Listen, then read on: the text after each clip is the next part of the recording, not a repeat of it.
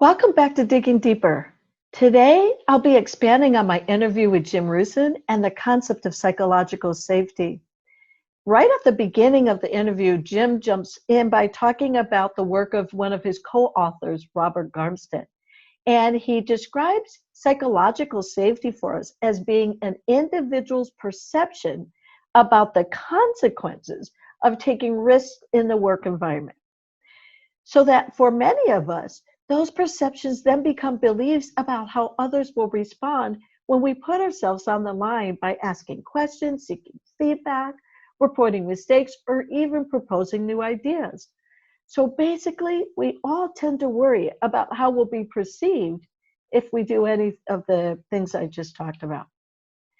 The book then goes on to describe how displaying uncertainties, asking questions, experimenting, seeking help, even requesting feedback, those are all behaviors associated with innovation and high performance.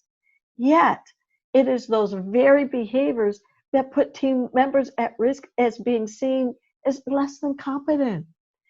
So we want people to step out and ask questions.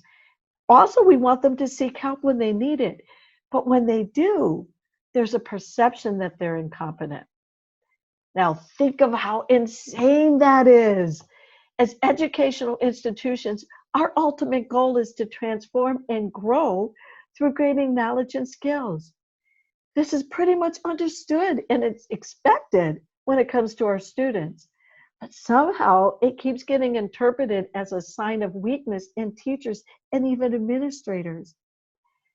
What's even crazier is that we have only just now begun addressing the issue, and that's only due to focus on instructional coaching.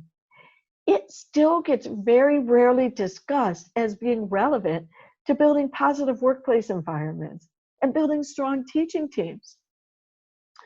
So we know that psychological safety is essential to innovation. We know it's essential to problem resolution. We know it's essential to managing difference and introducing bold ideas. That's why it's so important. And that's why it's the backbone of our team agreements process. Starting with the workbook, we actually built it from a data conversation protocol that came from cognitive coaching. And it is designed with psychological safety in mind because it acts as a neutral document. So let me tell you what that means.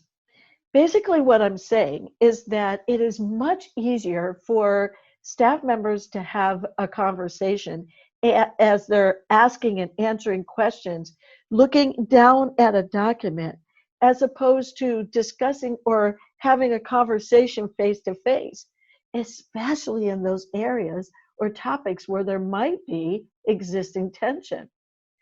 The workbook literally increases the safety within the team because it relieves the pressure of one person having to be the bad guy, because the perception is that the workbook is the one asking the questions, not a particular person. Jim also goes on to state that one way that leaders can promote safety in their environment is by creating really clear roles and responsibilities, and that we want to make sure that each team member understands how they contribute to the functioning of the whole team. So let's think about that for a second, because I know that most of us within our organizations, we have some type of job description or position description that outlines our general roles and responsibilities. And that's a great place to start. What the workbook does is that it actually expands on that and takes it deeper by allowing the teams to break those generalities down into very specific tasks based on what it would look like on a day-to-day basis in the context of the team, not just in isolation. So I want to go back to my interview with Jim, because then he goes on to bring up a really good point. And that is about the fact that both individual and group work, it takes courage to step forward and to ask those questions and challenge the status quo.